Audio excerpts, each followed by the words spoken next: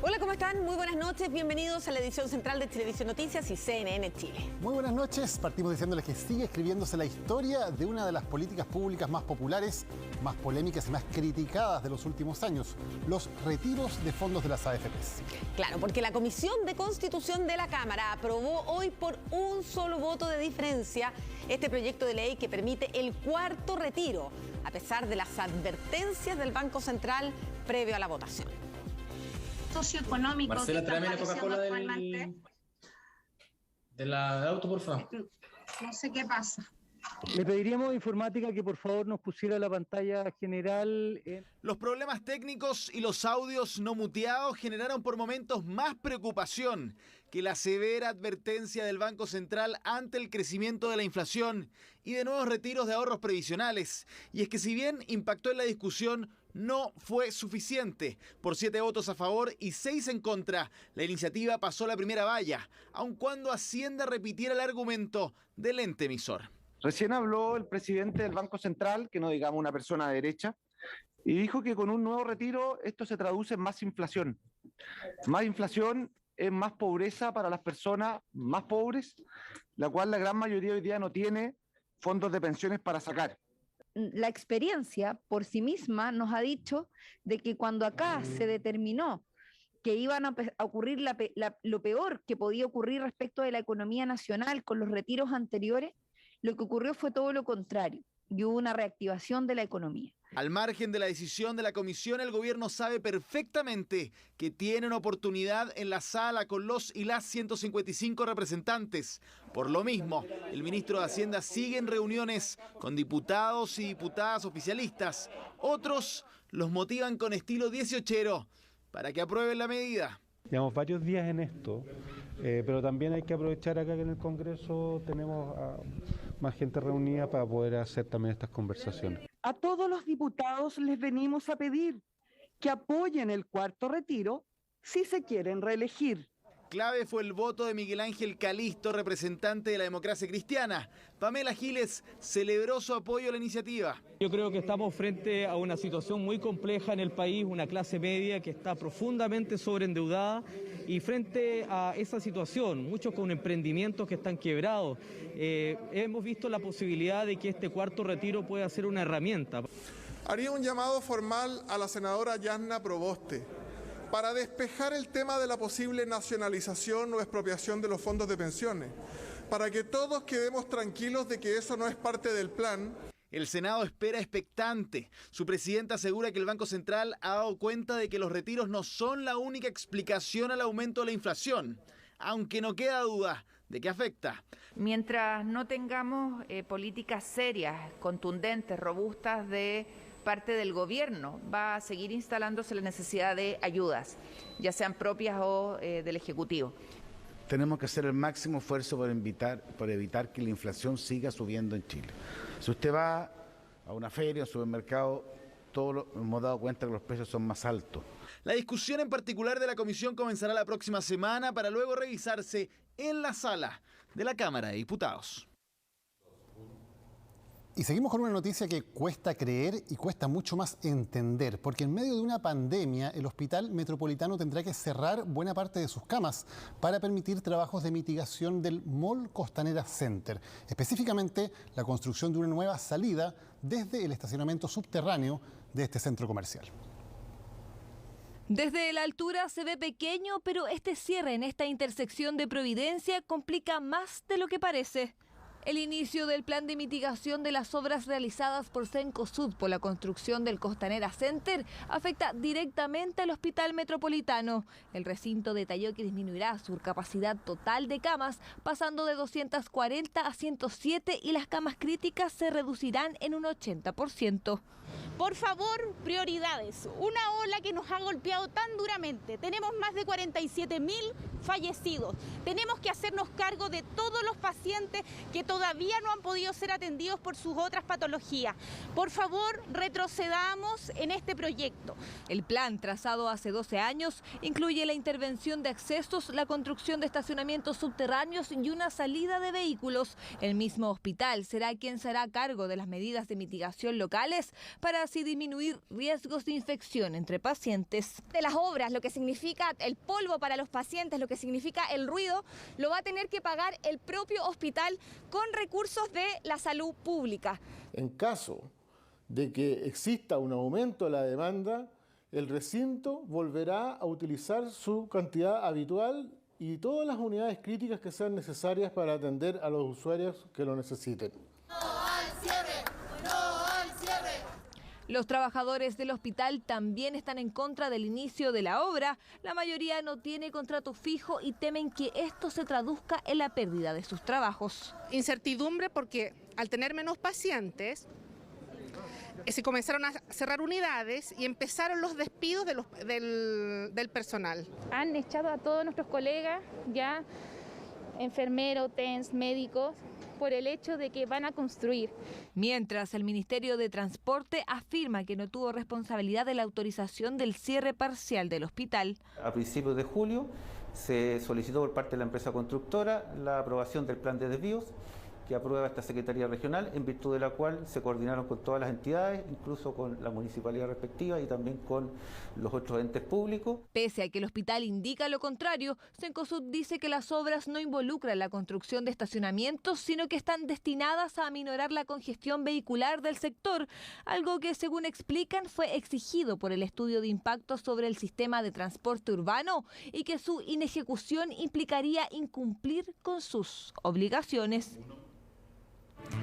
Un quiebre definitivo, al menos al interior de la convención, sufrió la lista del pueblo. 17 constituyentes que habían sido elegidos por el grupo anunciaron su distanciamiento con el bloque y explicaron que van a conformar un colectivo independiente llamado Pueblo Constituyente. Fueron la gran sorpresa en la elección para conformar la Convención Constitucional. Independientes agrupados en la lista del pueblo obtuvieron 27 escaños, transformándose en la tercera fuerza dentro del ex Congreso. Llegaron unidos, marcando diferencias y haciendo notar su presencia desde el primer día. Tras 2 meses de trabajo, los convencionales siguen unidos, pero ya no de la mano de la lista del pueblo. Desde que la lista decidió tomar el camino electoral en el espacio de poder constituido, ratificamos nuestro carácter de independientes y optamos por organizarnos de manera autónoma, distanciándonos de sus definiciones y acciones políticas. 17 convencionales constituyentes electos por la lista del pueblo anunciaron su distanciamiento definitivo del bloque, pero trabajarán en conjunto bajo el nombre de Pueblo Constituyente. Pero ahora ya era como inminente tener que ya definirnos, declararnos y también para evitar el acoso periodístico frente a lo que ocurre fuera con el tema de la lista del pueblo. De cara a mi asamblea, en la lista del pueblo,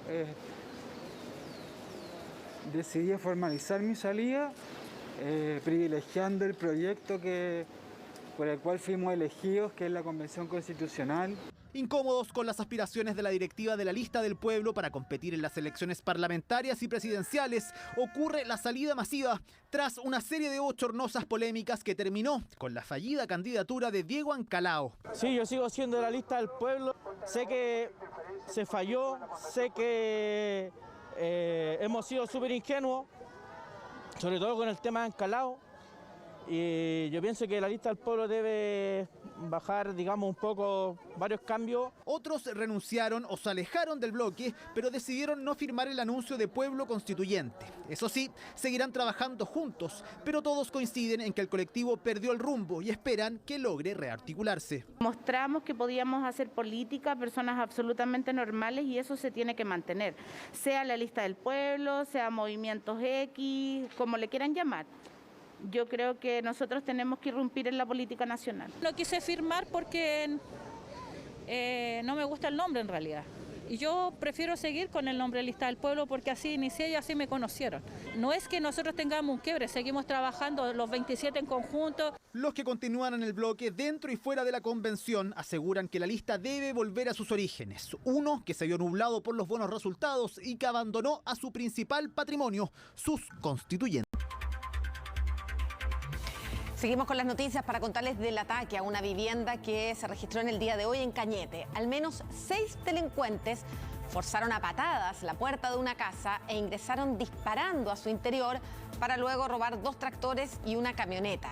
Los encapuchados portaban armas largas y cascos. El ataque quedó registrado en las cámaras de seguridad, como pueden ver ustedes, y da cuenta de la violencia con que actuaron al intimidar al dueño de casa.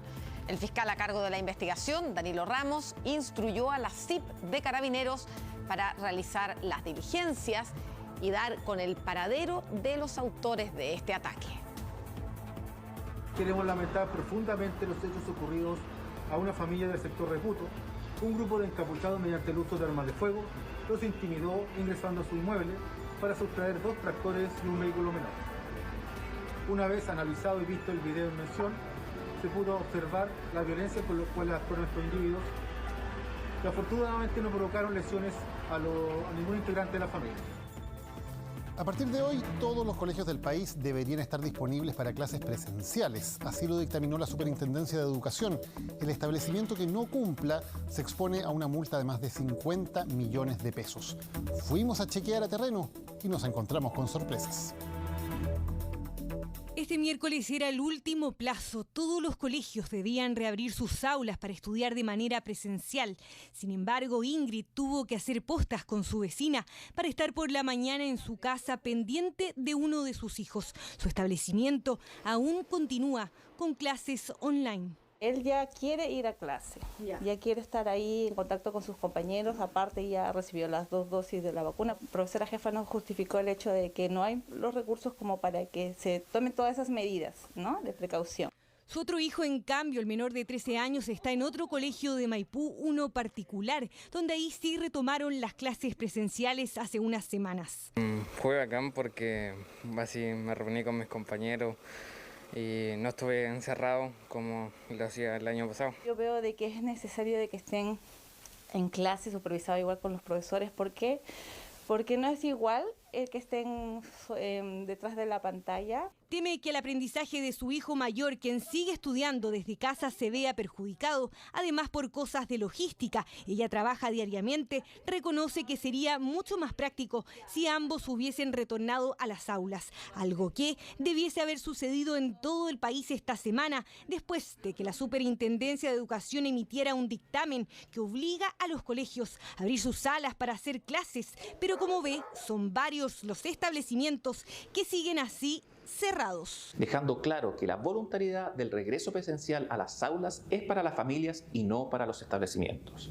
Es decir, a partir de esta norma, la regla general es que las escuelas y colegios deben estar abiertos para impartir clases presenciales. Si no lo hacen, los responsables de los establecimientos se exponen a una multa de 1.000 UTM, unos 52 millones de pesos. Nos parece gravísimo que se pretenda imponer, obligar esta apertura de establecimientos educacionales sin considerar las condiciones de infraestructura que ellos tienen.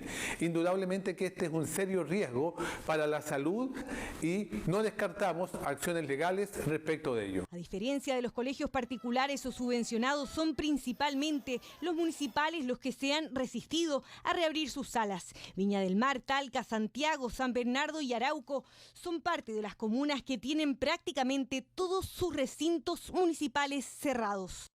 La mayoría de los establecimientos comiencen con la presencialidad gradual a partir de la próxima semana. Hemos gestionado recursos que han provenido tanto de la alcaldía como del Ministerio de Educación para poder entonces garantizar el derecho a la educación. La falta de recursos para comprar insumos contra el COVID o disponer una infraestructura adecuada para clases híbridas han sido parte de los argumentos para mantener las aulas cerradas, como sucede en este colegio de Viña del Mar, donde un grupo de 20 apoderados presentará un recurso de protección ante la Corte de Apelaciones por la imposibilidad de enviar a sus hijos a clases. Apunto y apuntamos, digamos, al Estado que entregue los recursos en este caso a la municipalidad, para que a su vez sean traspasados a los colegios que son dependientes de la corporación municipal. En estos últimos días hemos tenido algunos apoderados que han retirado a los alumnos.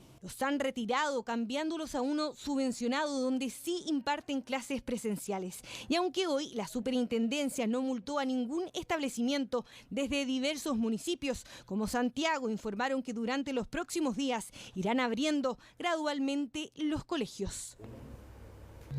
La justicia dio a conocer el fallo condenatorio contra 3 involucrados en el lanzamiento de artefactos incendiarios contra un vehículo de carabineros. El fallo indica una condena de cárcel para 2 detenidos por arrojar 4 bombas Molotov el 11 de noviembre de 2019 en Providencia. Las penas a las que fueron condenados son de 5 años y 1 día y 3 años y 1 día respectivamente.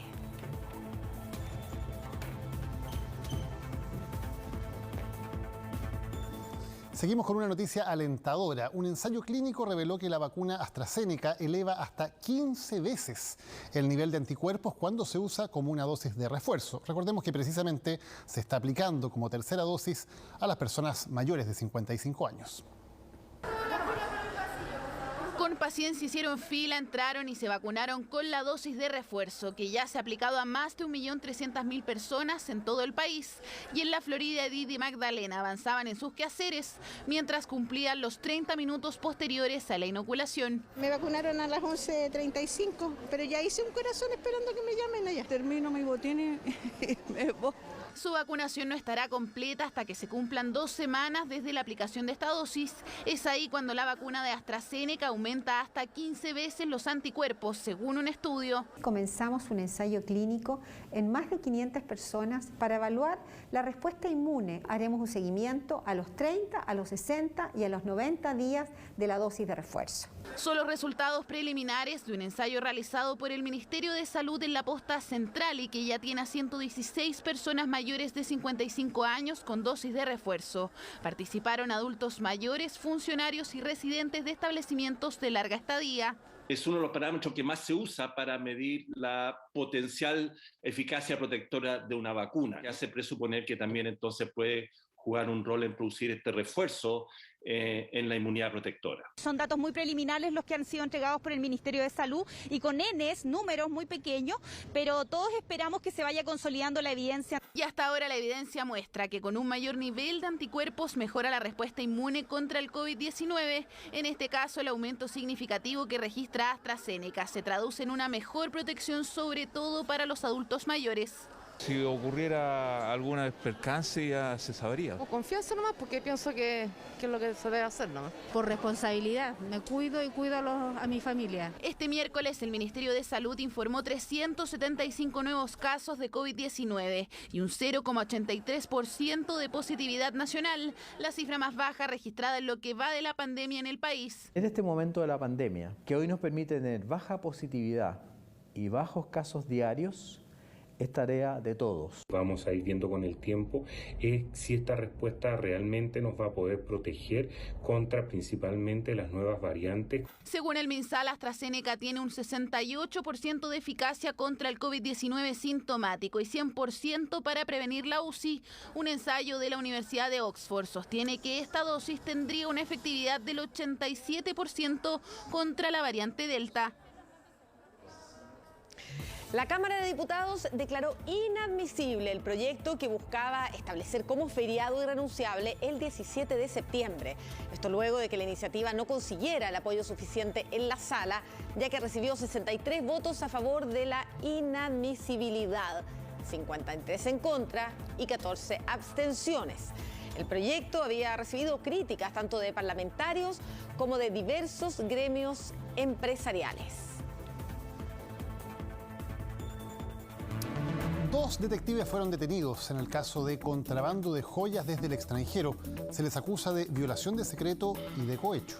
Todo esto luego de la filtración de los antecedentes que el Ministerio Público pretendía mantener en reserva para así garantizar esta investigación, donde incluso se vinculó al marido de Tonka Tomicic. A 6 días de la filtración de la investigación sobre el contrabando de relojes de lujo desde el extranjero, que involucraría a ladrones internacionales, funcionarios de la PDI e incluso a conocidas figuras como Marco Antonio López Spaghi, más conocido como Paribet, ya se dan a conocer las primeras detenciones. Personal del Departamento Quinto de Asuntos Internos, a cargo de una investigación por los delitos de cohecho y violación de secretos en el delito de lavado de activos, detuvo a un funcionario en servicio activo del grado de comisario y a un funcionario en retiro del grado de prefecto. Aseguran que como resultado del control interno de la misma PDI, se puso a disposición de la justicia al funcionario activo y otro en retiro, en el marco de la indagatoria que lleva a cabo el fiscal Eduardo Baeza por lavado de activos. El mismo persecutor es quien habría dispuesto medidas en contra de ambos. La Policía de Investigaciones quiere señalar de que no ampara ningún tipo de conductas en su personal que se aleje de la ética y la doctrina de los principios institucionales. La violación de secreto consiste en que funcionarios públicos revelen información o antecedentes a terceras personas de causas penales o instituciones públicas que sean de carácter reservado, lo que podría incluso ser sancionado con pena de cárcel. Y es que lo que pretendía el Ministerio Público tras 2 años en que recopilaron horas de escuchas telefónicas era que no se ventilara ningún tipo de antecedente hasta que se concretaran las órdenes de detención ante el riesgo, por ejemplo, de que quienes estén involucrados puedan deshacerse de la evidencia que los podría llegar a inculpar, relojes que podrían llegar a costar desde 5 a 70 millones de pesos. En este sentido, la develación o revelación de información en una investigación estarían dentro de la conducta que es sancionada por el Código Penal y que incluso podrían llegar a la destitución del cargo del funcionario público, que en este caso además pondría en riesgo la investigación criminal. Recordemos que hablamos de una red de tráfico del lujo que aún estaría operando con diferentes eslabones. Esta semana la defensa de Paribet debería tener antecedentes más concretos de la supuesta indagatoria en su contra tras la compra de 3 Rolex que le estaría justificando como totalmente legal. Hay que esperar que se libere esto, va a ser muy pronto, y ahí vamos a poder estudiar los antecedentes y qué es lo que es cierto y qué es lo que es aventura de un medio de comunicación social. Los 2 detectives detenidos serían un comisario de la Brigada de Lavado de Activos y un subprefecto en retiro que se desempeñaba en la Jefatura Nacional de Migraciones y Policía Internacional. Cohecho y violación de secreto es lo que se les acusa, sin que hasta ahora existan más detalles. Un verdadero remesón económico se generó con el aumento de la tasa de interés por parte del Banco Central. Una medida que lo que busca es frenar la inflación. Claro, porque se anunció que va a acumular un 5,7% en 2021, mucho más de lo que se proyectaba hasta hace unos meses. El primer efecto de esta alza de tasas serían créditos hipotecarios más caros. ¿Quiere un menú? ¿Con qué salsa le gustaría? Tratamos de mantener los precios, pero nos tuvimos que ver en la obligación de subirlos. Ahora vamos a tratar de seguir en la misma hasta que no se pueda más, pues tendríamos que volver a subir los precios, pero no es nuestra idea. ¿La papa también? Ah, compró. Decidieron emprender sin tener en sus planes una pandemia, cuarentenas, retiros desde las AFP ni inflación. A ellos todo lo que se vive los tomó por sorpresa. Nosotros partimos comprando nuestro producto base a un precio y ahora ya vamos prácticamente en el doble. Gracias. Gracias, chao. Chao. Así analizan el panorama económico en la cocina de este local en Las Condes, pero es algo que para nada solo ellos ven. El Consejo del Banco Central elevó la tasa de política monetaria en 75 puntos base para ubicarla en 1,5%. El presidente del Banco Central anunciaba así las medidas con las que buscan frenar la inflación. Si bien el aumento de la tasa de interés se esperaba, la cifra sorprendió por su magnitud. Y eso es lo que busca evitar subiendo las tasas, que finalmente se encarezca el acceso al crédito, que se pidan menos crédito de consumo y eso genere una presión más bajista en los precios finalmente.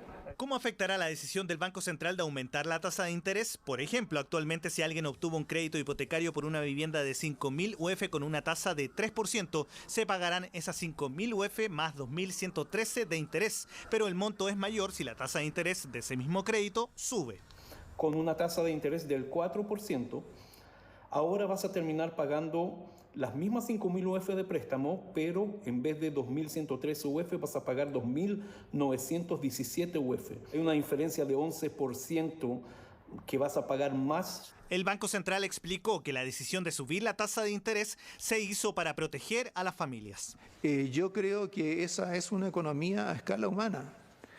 Creo que no hay nada más frustrante para cualquier persona que los ingresos que le ha costado ganar se vayan entre los dedos como producto de los aumentos de precio. Si la anterior proyección para este año en cuanto a inflación era de 4,4%, ahora se espera que terminado el 2021 la acumulación alcance el 5,7% y para 2022 un 5,5%, inflación que se ve reflejada en el encarecimiento de muchos productos durante el último año como la carne, combustibles, gas o los autos usados, por ejemplo. Alimentación, vestimenta, sí, benzina también, la verdad es que todo ha sufrido como alza. La gente que ya quería acceder a una vivienda o algo, comprarse algún bien, un auto, lo que sea, no va a poder. La inflación es bien discriminatoria. Personas de más bajos ingresos que tienen sus reservas básicamente en dinero para poder pasar la semana o el mes. Y ese dinero es el que se ve fuertemente desvalorizado con la inflación. Básicamente, según economistas, porque los sectores de menores ingresos no poseen capacidad de ahorro y gastan todo su dinero, por lo que los mayores precios los afectan totalmente. Por ejemplo, a través de la UEF, la que está a días de traspasar los 30.000 pesos y que encarece el costo de vida de quien paga dividendos, arriendos o colegios particulares. Entonces, con esta medida, lo que justamente busca el Banco Central es que se disminuya el IPC y de esta forma debiésemos ver disminuciones también de la UEF. Pero eso no va a ser inmediatamente, sino que va a ser ya en el largo plazo. Efecto directo del alza de tasa. Este miércoles cayó el dólar, divisa que también ha provocado el aumento de la temida inflación. El crecimiento de la economía ha sido una montaña rusa durante los últimos 2 años en Chile. Veamos algunos meses claves. Por ejemplo, justo antes del estallido estábamos con un IMASEC del 3,4%. Luego viene el efecto del estallido y en noviembre tenemos una caída muy fuerte del 3,9%. Y luego encima golpea la pandemia, una crisis sobre otra crisis. 15,3% de disminución. Fue el desastroso IMASEC de mayo del año pasado. Luego comienza una tímida recuperación desde fines del año pasado, digamos en noviembre un 1%, y que se vuelve una recuperación muchísimo más fuerte con estas cifras históricas de IMASEC, 20,6% en junio, y la que conocimos ahora también en el mes de julio a un nivel muy, muy alto, 18,1%. Pasamos, por lo tanto, de una profunda caída de la economía a un enorme crecimiento que está produciendo sobrecalentamiento económico que tiene que ver con la inflación. ¿Por qué? Por la recuperación de la pandemia sumado al IFE y también a los retiros de los fondos de pensiones. ¿Qué va a pasar con la proyección del crecimiento? Este año deberíamos tener un crecimiento histórico, 11%, pero eso no es sustentable a largo plazo, ese es el problema, y por eso el Banco Central está prediciendo un crecimiento bastante más pobre de solo el 2% en 2022 y 1,5% en 2023. Veamos la nota. La pandemia ha sido dura para todos y la economía lo reflejó. Si en 2020 hubo caídas mensuales históricas, ahora se ve todo lo contrario. Mientras junio fue de récord en alza, el IMASEC de 18,1% de julio fue casi igual.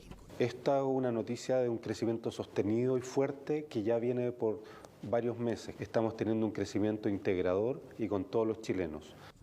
La baja base de comparación potencia estos saltos, pero influye también la reapertura gradual de la economía y la enorme liquidez por los retiros de fondos y las transferencias estatales. Incluso comparado con junio, la economía chilena creció 1,4%, incidido por servicios y comercio. El que más incide en el crecimiento del sector servicios, es decir, hay una base un poco más amplia en términos de sectores que están influyendo en este crecimiento, y eso, pensando en que en agosto, por ejemplo, y en septiembre mantenemos buenos indicadores sanitarios, indica que la economía va a seguir creciendo a tasa elevada en los meses que vienen. Estas cifras se conocen el mismo día que el Banco Central presentó su informe de política monetaria de septiembre. El ente emisor reajustó las proyecciones de crecimiento y las ubicó en torno a 11% para 2021. El próximo año, sin embargo, ese número verá una baja considerable y solo llegaría a un máximo de 2,5%. ¿Se trata de un frenazo de la actividad chilena? El rango de crecimiento previsto para este año aumenta en respuesta a datos efectivos superiores a lo esperado en el segundo trimestre y a una importante revisión al alza de la trayectoria del consumo. Pese a que se anticipa también un mayor nivel de gasto para el próximo año, la mayor base de comparación resulta en un rango de crecimiento estimado para 2022 que es más bajo. En 2023 el escenario no cambiará, ya que el Central prevé que el PIB no crezca más de 2%. Se va a desacelerar el próximo año, no se va a revertir, sino que se va a desacelerar y la economía va a poder crecer un poco más también durante el 2023 y por lo tanto mucho de lo que se ha podido ganar en este periodo no se va a perder. El mensaje no es alentador para el futuro. Un país con bajo crecimiento y alta inflación. Escenario muy temido por los economistas y aún más difícil de sobrellevar para las personas. En medio de las intensas indagatorias por supuestas irregularidades al interior de la municipalidad de Vitacura, tuvimos acceso a la querella por malversación de fondos contra quienes resulten responsables, la que tiene en la mira al emblemático exalcalde Raúl Torrealba, a quien se le acusa de recibir mensualmente sobres con dinero en efectivo.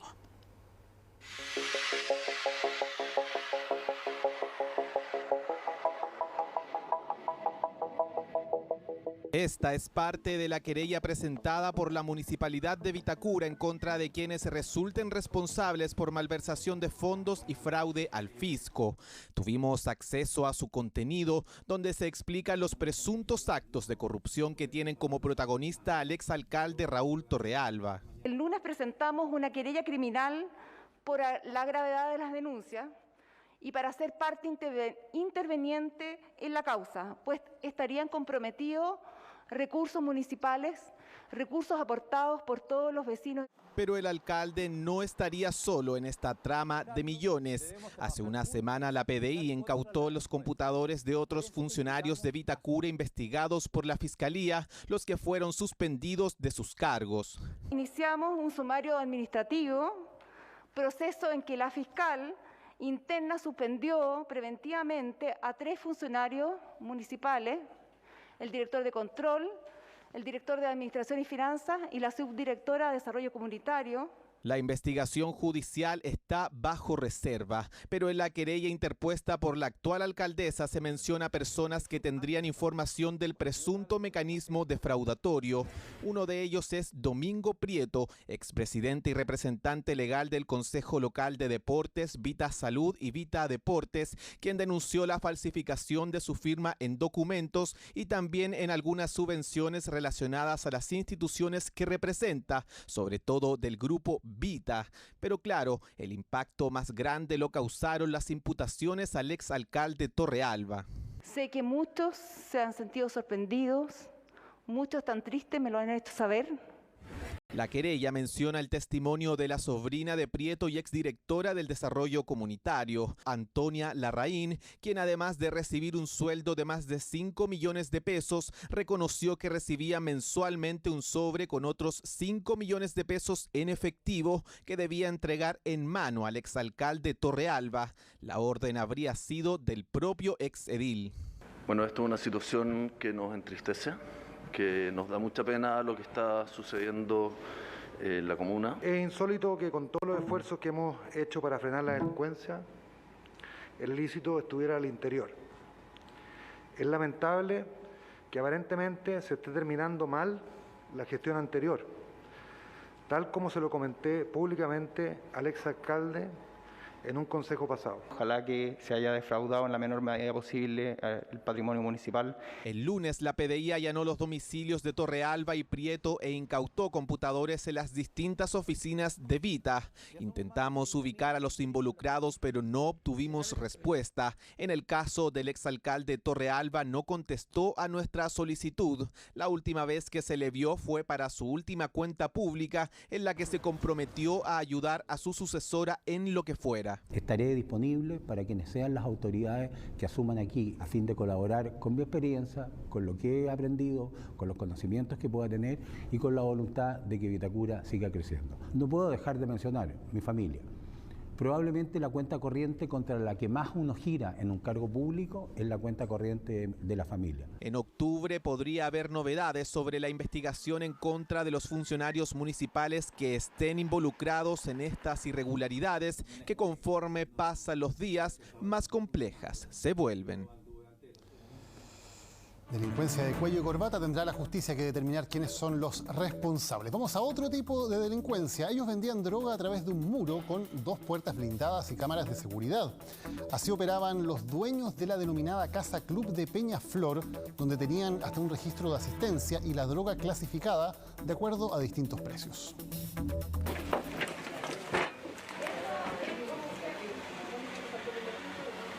Con este peculiar sistema vendían droga en la denominada Casa Club de Peñaflor. Como ven imágenes, con una bandeja a través de un muro evitaban cualquier contacto con los compradores. Con esto también lograban que no hubiera reconocimiento de quién estaba al interior del lugar y así pensaban que reducirían el riesgo de ser sorprendidos por las policías o bandas rivales, pero eso no era todo. Porque está surtido, mira, aquí están los que te venden a 10. Porque aquí le vemos pantallazo a 20. Entonces está clarito, el video hablando un tabón y que problema aquí. Mira. Droga dosificada y clasificada con sus respectivos precios, lista para la venta. Lo que habla de una verdadera empresa delictual hasta con registro de asistencias. Control de asistencia, mira. Ya, pero son responsables, ¿sí, al menos? Mantienen un aforo. E incluso les tenían considerado impreso el precio de cada una de las dosis dependiendo de la cantidad de droga y el tipo de droga, ¿cierto? Lo que en definitiva da cuenta de la profesionalización que tenía esta banda criminal que operaba en Peñaflor. Tras una serie de denuncias anónimas, personal de Carabineros llegó hasta este grupo, quienes incluso y con total descaro habían cerrado con rejas una plaza pública para mantener así a resguardo el centro de operaciones. Esta verdadera fortaleza tenía cámaras de seguridad y puertas blindadas, pero luego de 3 meses de investigación, nada de eso les sirvió. Culminan con un allanamiento en la tarde de ayer, que fue un procedimiento bastante exitoso que permitió la detención de 4 sujetos que se dedicaban a la venta de droga en el lugar. Pero además de la droga incautada y de las 4 detenciones, se logró la recuperación de un arma aparentemente a fogueo, 31 cartuchos sin percutar y dinero en efectivo. Otra vez una banda de traficantes en medio de un barrio residencial en Peñaflor. Hubo un importante procedimiento de Carabineros que logró desarticular una banda criminal barrial que se dedicaba a la venta de drogas en Nueva Peñaflor. Estas balaceras encendieron la alerta hace ya algunos meses en esta comuna. El lugar, la población Las Praderas, ahí hubo una intervención que desde mayo hasta agosto dejó más de 40 detenidos y 15 armas incautadas. La Casa Club Fortaleza de Venta de Drogas, se ubicada en la población Nueva Peñaflor, distante a poco más de 4 kilómetros de Las Praderas. Un trabajo también que se ha desarrollado desde ya hace unos meses, luego que concurriéramos al Palacio de la Moneda y hasta la Dirección General de Carabineros, pidiendo el apoyo necesario también a la Fiscalía para poder sacar a los delincuentes desde nuestras villas y desde nuestras poblaciones. Trabajo coordinado que dejó esta vez a 4 detenidos más y que lo único que busca es dar por fin tranquilidad a los vecinos de una comuna fuertemente golpeada por la droga y las balaceras y que sus habitantes solo buscan vivir en paz. Entre el 2017 y el 2019 perteneció a una de las bandas delictuales más grandes y especializadas de la región metropolitana y además recibió una condena de 724 días de prisión por 4 delitos. Es el prontuario de quien, según confesión del propio ex candidato presidencial Diego Ancalao, le habría cobrado 3 millones de pesos a cambio de facilitar firmas que fueron certificadas por un notario ya fallecido. Esta es la banda, de acuerdo a nuestra investigación, la más grande y que concentra la mayor cantidad de delitos de este tipo en la región metropolitana. Solo minutos antes de atacar a esta pareja, cámaras de seguridad captaron el seguimiento que esta banda, denominada Los Fantasmas, hizo por diversas calles de Santiago. En 2019 la banda de Los Fantasmas era conocida por el robo con intimidación a personas que salían de los bancos, pero ahora se conectarían con las firmas de un ex candidato a la presidencia. Un amigo y colaborador de la campaña le presenta a Diego y su equipo una persona que es su suegro y le dice: tengo a la persona que trabaja en una notaría. Esa persona es Vladimir Iván Rojas Fernández, uno de los integrantes de la banda Los Fantasmas. En julio fue condenado por robo con intimidación, robo por sorpresa, hurto simple y asociación ilícita, pero para la supuesta recolección de firmas no se presentó como un voluntario. Esta persona toma el encargo de juntar las firmas y cobra por ese trabajo la suma de 3 millones de pesos. Hasta aquí lo que sabemos es que Vladimir Rojas es el suegro de un amigo y asesor cercano de Ancalao, que el candidato no sabía de sus antecedentes y que en solo un día, según un oficio presentado por el CERVEL a la Fiscalía Nacional, consiguió más de 9.200 firmas ante el fallecido notario Patricio Saldívar. Pero ¿el asesor y amigo sabía del prontuario de su suegro? Desconocía por completo cuál era el prontuario, en este caso, del padre de su pareja. Una relación que lleva 8 meses. Fue una campaña voluntaria, sin recurso económico, y la gente que se acercaba pensamos que lo hacía para ayudar, de buena fe, y nosotros confiamos porque no estábamos viendo la mala intención. En materia penal, Vladimir Rojas se podría exponer hasta 5 años de cárcel, pero Diego Ancalao podría sufrir alguna condena. Hay que poder dilucidarse que él, al hacer uso de las firmas, ¿no es cierto?, que resultaron ser falsas, él tenía conocimiento de aquella falsedad. Porque si es así, evidentemente le cabe responsabilidad por el uso de aquellas firmas. Diego Ancalao presentó estos antecedentes por medio de una querella ante el Ministerio Público contra Vladimir Rojas y quienes resulten responsables. Aunque no es la única acción judicial, la hija del fallecido notario también presentó una querella por el delito de falsificación de instrumento público y usurpación de nombre y de firma de su padre. Apenas tenía 17 años, recién había salido de cuarto medio y estaba terminando su práctica profesional. Quería seguir sus estudios de electrónica y le encantaba hacer deportes. Sin embargo, fue asesinado por un delincuente que le arrebató su bicicleta. Han pasado casi 3 años desde este homicidio y comenzó el juicio contra el presunto autor del crimen. El reportaje es de Efraín Leiva y Robinson Hernández.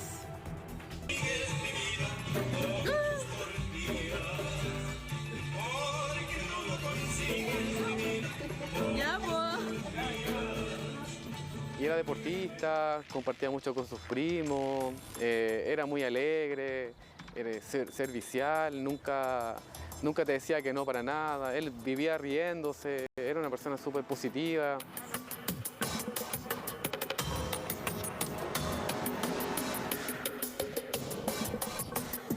Ver que tu hermano lo limita un asesino, limita su futuro, una persona de bien. Una foto en medio de la subida a la pirámide en Huechuraba. El lugar le encantaba, iba regularmente en su bicicleta. Hoy, una gruta guarda su memoria en este mismo lugar. Pablo Trangol Jofré fue asesinado a sangre fría hace casi 3 años. Crimen cometido por un solitario delincuente que le arrebató su bicicleta. Él tenía que volver como a las 11, ¿ya? Se demoraba siempre 1 hora y media, aprox. Entonces, tenía que volver como a las 11. Eran las 11, 11 y cuarto, 11 y media y no llegaba. Preocupación que les hacía sospechar que algo no andaba bien. Miedo que se acrecentó con el correr de los minutos con la información que nunca esperaron. Entonces eran como las 2 de la tarde, y mi hermana me dice que hay una noticia, que encontraron un cuerpo en la bajada de la pirámide. Según la investigación, eran cerca de las 11:30 de la mañana cuando Pablo fue atacado.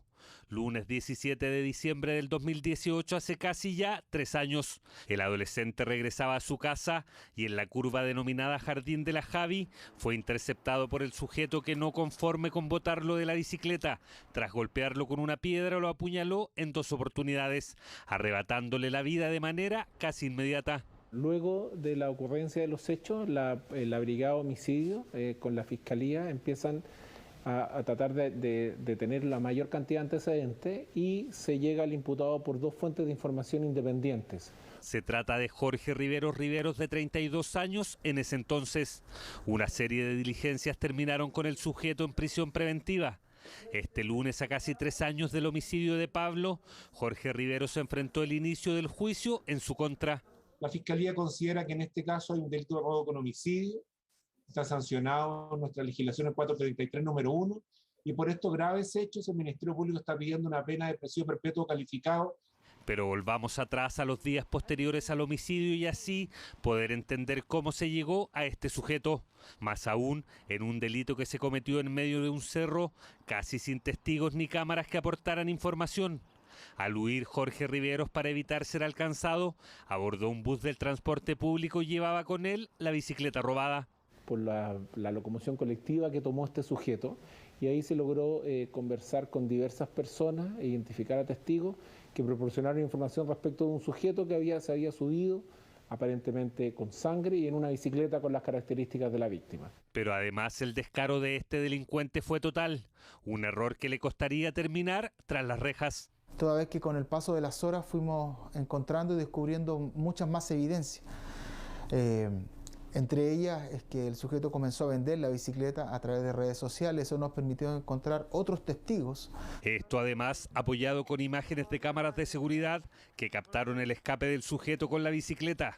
También del testimonio de 3 testigos claves, estudiantes universitarios de veterinaria que lo vieron huir y segundos después encontraron a Pablo. Se acercaron, trataron de darle primer auxilio, trataron de reanimarlo y no pudieron. Con toda la evidencia, 2 años y 8 meses después del homicidio de Pablo, comenzó el juicio en contra de este imputado.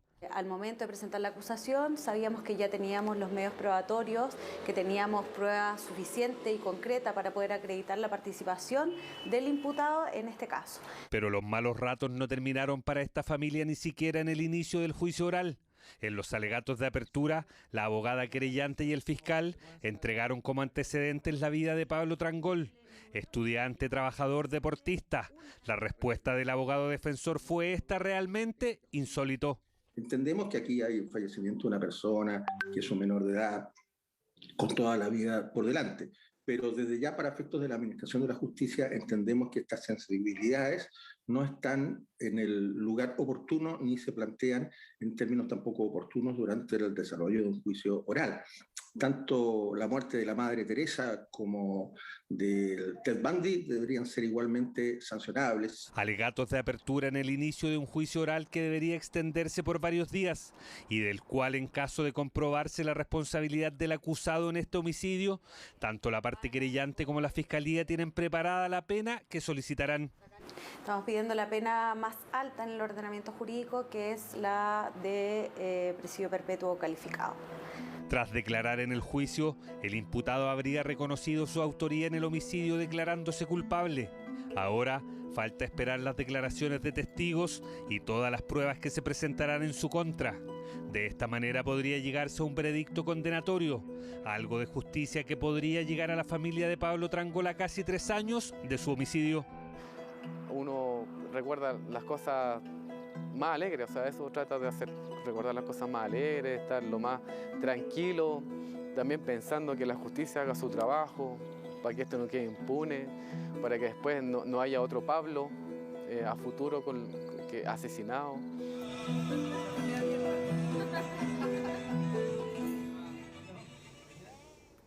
Seguimos con otros temas. Con la fase 4 y la apertura masiva del comercio, reaparecieron también los llamados mecheros.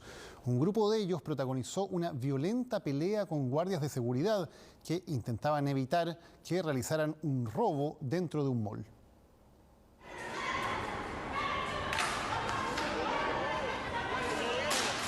Reabrió el comercio, los malls y los locales se llenan de clientes y aprovechando este panorama reaparecen también estos violentos e indeseables personajes, los mecheros. Y aquí están lanzando elementos contundentes contra los guardias, destrozaron el ingreso a una tienda comercial, la misma en que minutos antes los habían descubierto robando.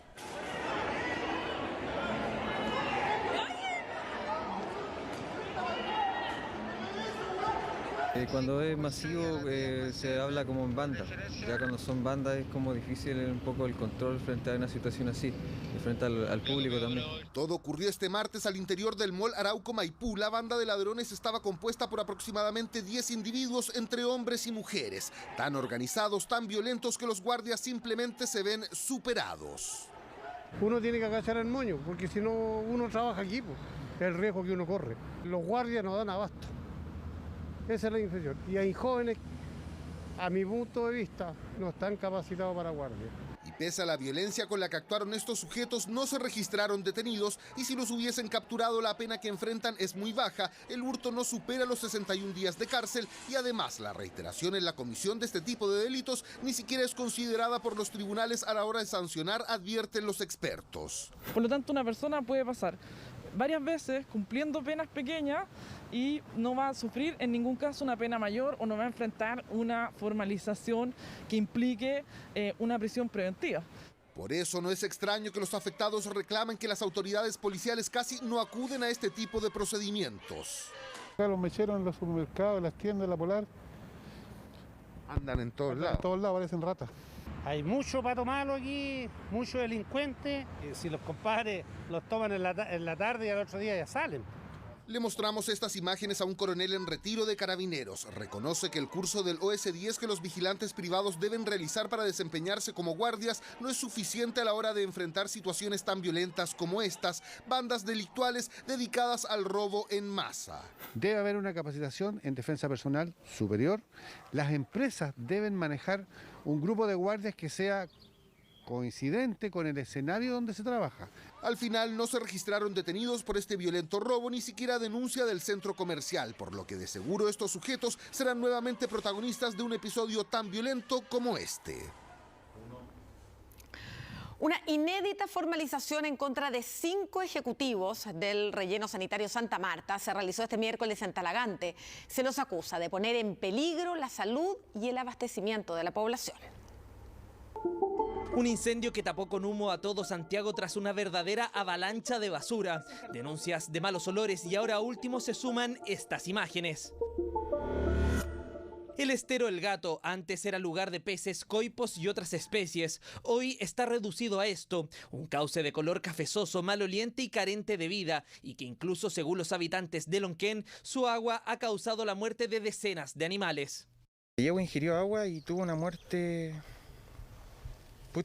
muy rápida. Prácticamente el agua no es recomendable usarla ni siquiera para el riego de los jardines. Denuncias y acusaciones de contaminación contra el relleno sanitario Santa Marta, que este miércoles vivió lo que puede ser un precedente en la lucha ambiental en Chile. La Fiscalía de Talagante formalizó a 5 personas, 3 miembros del actual directorio y 2 exdirectores del relleno sanitario Santa Marta por su responsabilidad en el daño ambiental causado.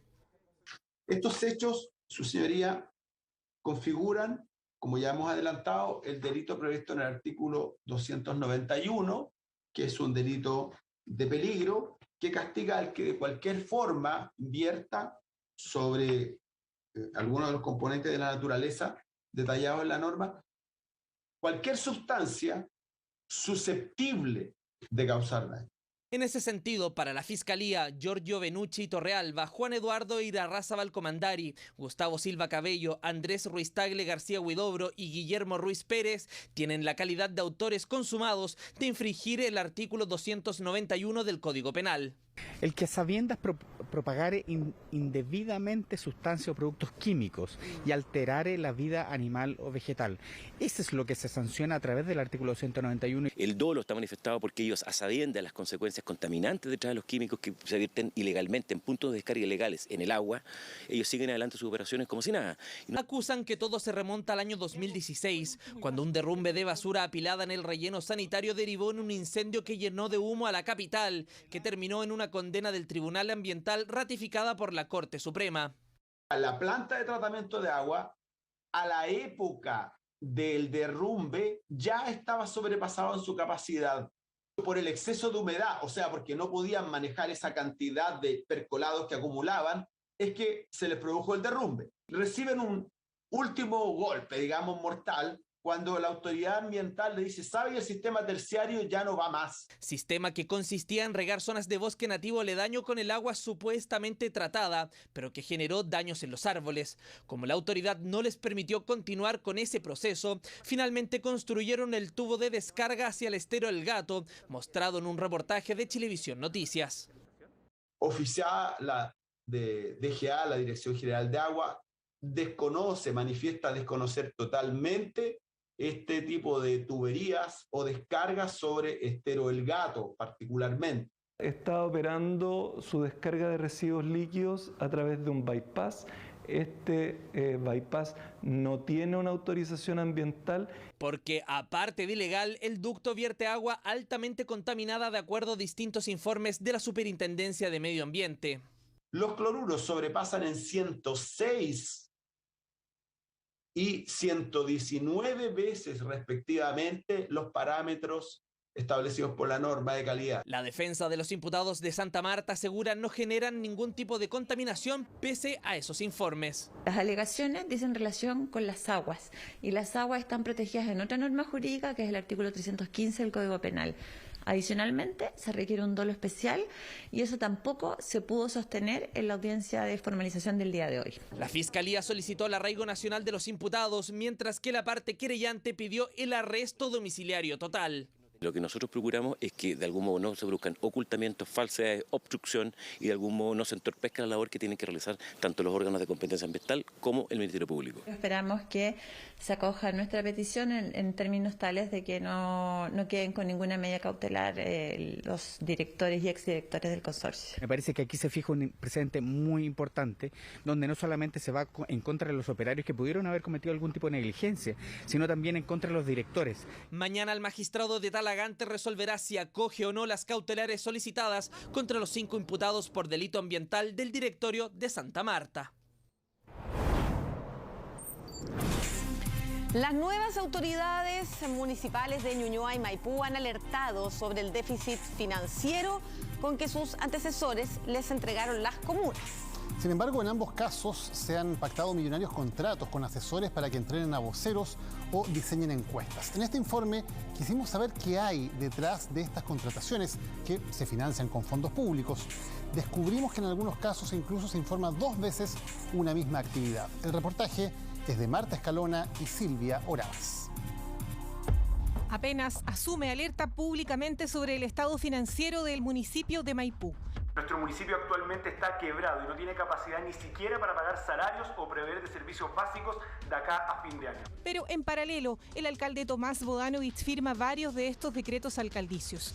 Con ellos se pactan contrataciones a suma alzada, es decir, con sueldos que solo acuerdan el alcalde y quienes prestarán el servicio. Uno se pregunta, con la quiebra, elegir gente por más de 3 millones para preparar vocerías y hacer talleres, ¿será una buena inversión?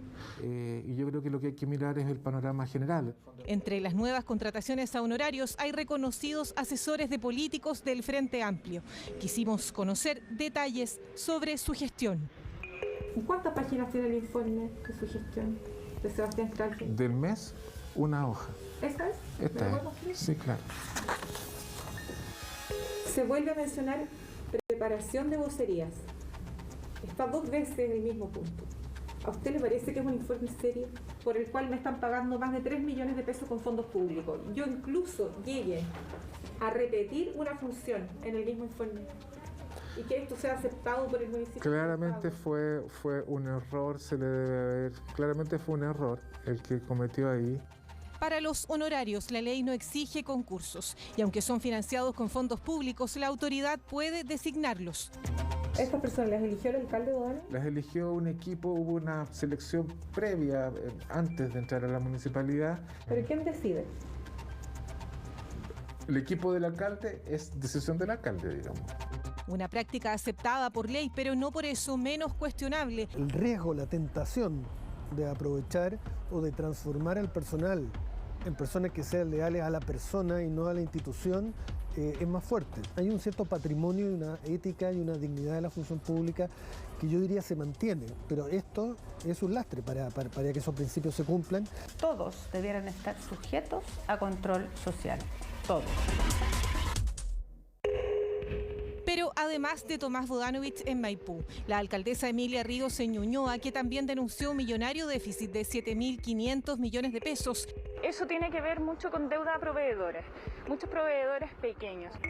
Firmó estos decretos para contratar también a suma alzada no solo a la novia de Tomás Bodanovich, Maite Martínez Rubio, también al marido de la diputada Maya Fernández, parlamentaria que apoyó abiertamente su candidatura. Tomás Monsalve es psicólogo y cobra mensualmente 2 millones de pesos en Ñuñoa. Según su contrato, debe analizar y coordinar actividades de alcaldía. La alcaldesa es la persona que aparece hablando, pero está apoyada por un equipo. Tomás es parte de ese equipo. Debe presentar un informe mensual. A mediados de agosto preguntamos ¿dónde está su informe? Sí, la ley de transparencia establece la necesidad, ¿no es cierto?, de mostrarlos cuando se piden. En este caso en particular, lo primero que hay que ver es si hay datos personales sensibles. Yo antes de entregarle la información tengo que trabajar, que si root, teléfonos, cuestiones así. Pero ¿existe el informe de desempeño del mes de julio? ¿Ingresó a la unidad de control? Pero obviamente estamos en un primer mes de trabajo y eso implica, ¿no es cierto?, un ordenamiento y también ordenamiento de funciones, ¿no es cierto? Y si no se ha ejecutado efectivamente la prestación convenida, obviamente que correspondería no pagar y ahí uno podría articular una infracción administrativa, eventualmente incluso de carácter penal.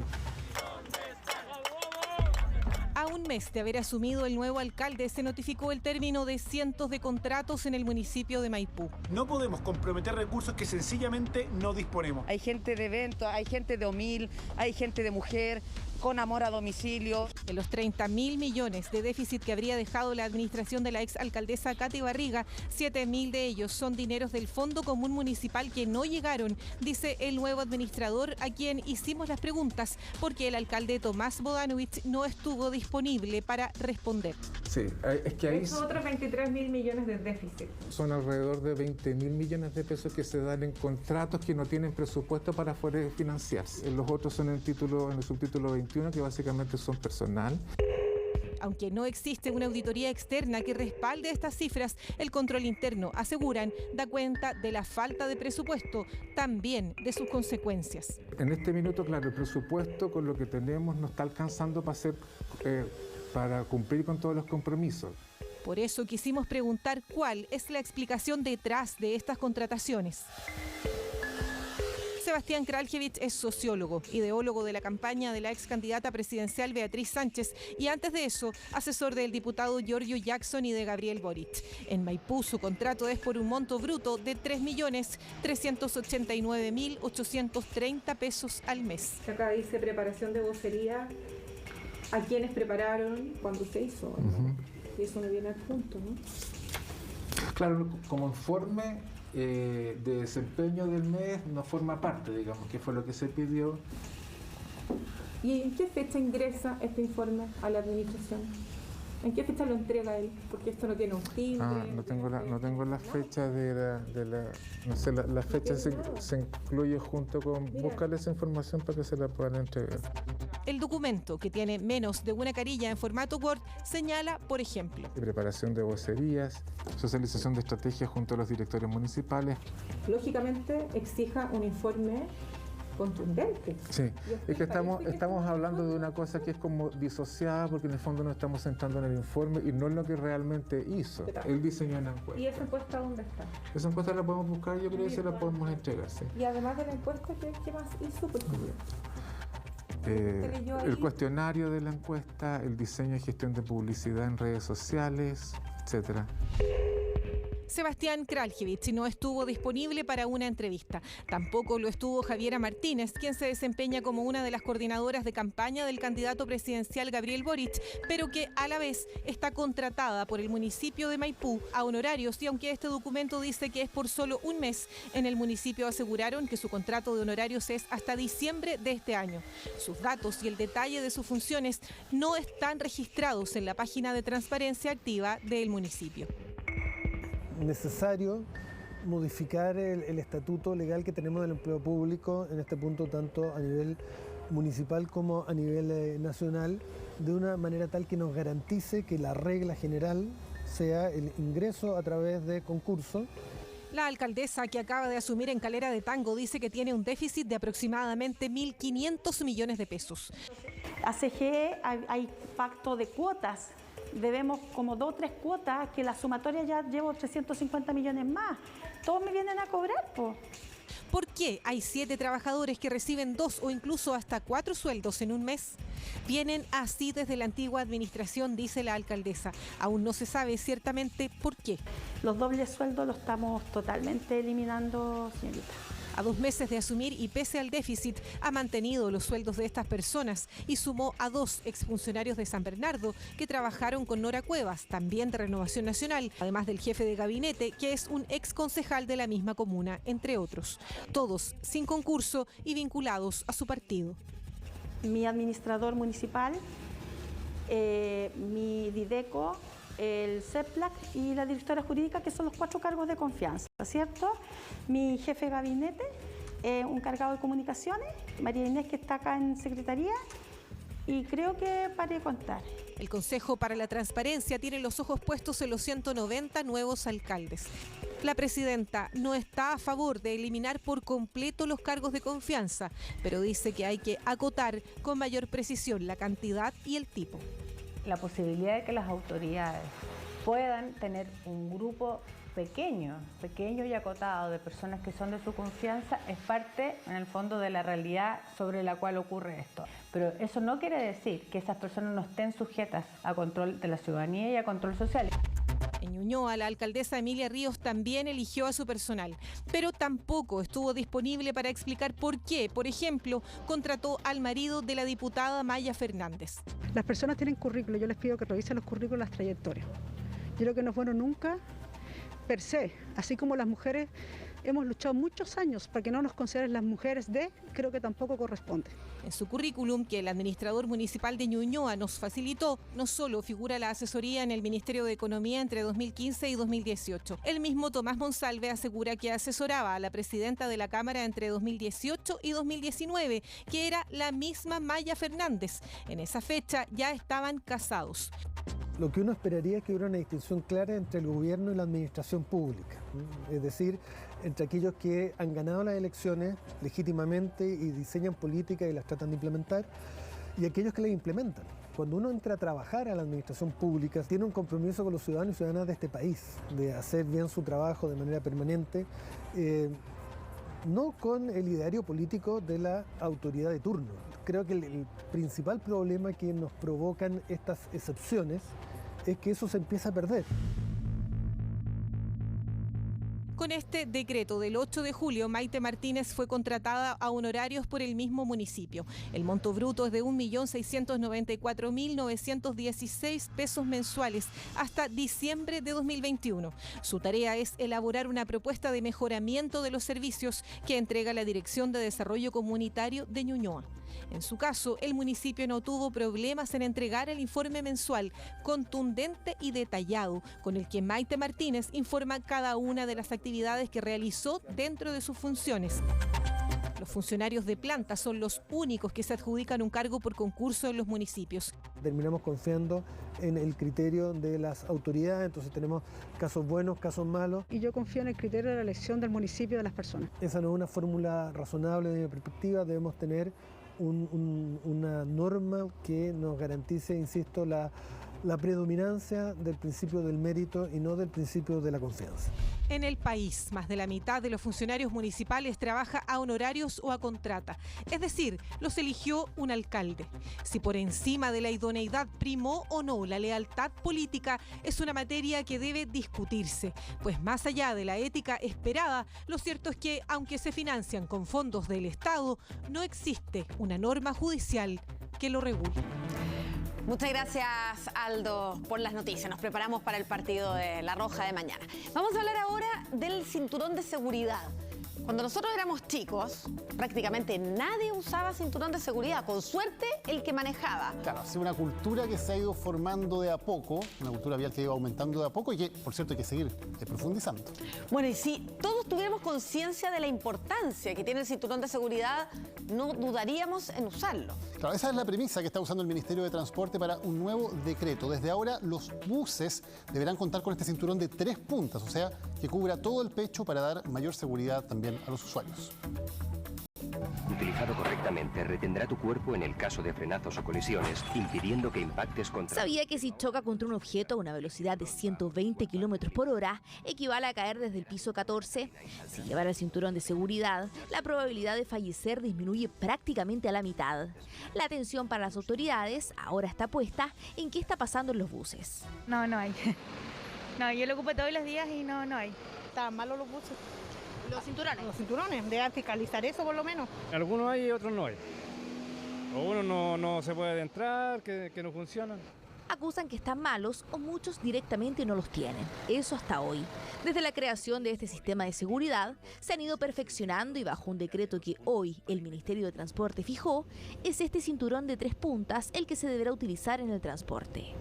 Algo bien productivo porque es para seguridad de ellos. No usan los cinturones, casi nadie. Y uno está le diciendo, oiga, usa el cinturón y todo. Yo pienso que la seguridad ante todo, y está bien, porque esto igual son seguros, pero estaría bueno. Quisimos ver en terreno cuántos buses interurbanos tienen el nuevo cinturón de seguridad. Según la nueva normativa, todas las empresas que incorporen una nueva flota de buses deberán incluir este tipo de cinturón. Los que ya están en circulación podrán mantener el tradicional de 2 puntos. Cualquier bus que no cumpla con esta normativa no va a poder obtener autorización del Ministerio de Transporte. Dentro del parque, que está compuesto de alrededor de 4.000 buses, ya tenemos muchos buses que ya cuentan con esta normativa. Cinturón de 3 puntos que aseguran tiene una eficiencia comprobada ante una emergencia vial. Quienes no cumplan con esta nueva medida arriesgan multas de 1,5 UTM, es decir, cerca de 76.000 pesos. Si ponemos como ejemplo frente a un accidente frontal, con este tipo de seguridad solo se obtiene un 23% de reducción de daños. En cambio, con el de cinturón de 3 puntas llega hasta un 50% la reducción. Ese cinturón de 3 puntos entrega mayor seguridad a todos los pasajeros de buses interurbanos y es por eso que es vital también su uso.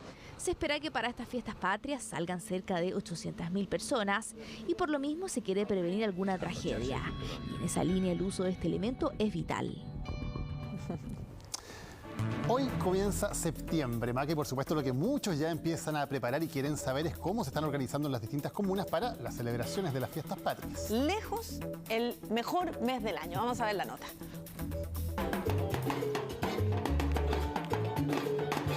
En Llamas, Yolito y su combo le dan la bienvenida a uno de los meses más esperados por todos los chilenos. Existe alta expectación para estas fiestas patrias 2021, ya que en el 2020 poco y nada se pudo hacer.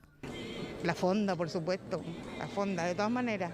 ¿A falta de fonda va a estar el camión? Sí, obvio, hay que aprovechar esa oportunidad. Me encantaría participar en el concurso de cuecas, pero no tengo pareja.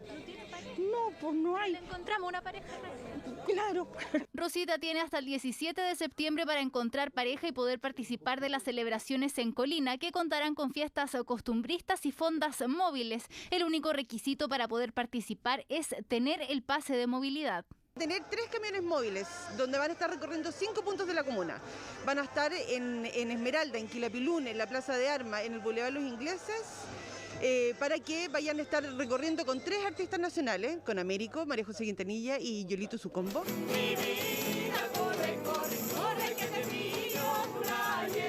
En Las Condes empezaron septiembre con un desayuno costumbrista para anunciar las actividades que se realizarán en el mes patrio. Del 14 al 19 de septiembre tendrá fiestas itinerantes, circos, esquinazos y 2 eventos masivos.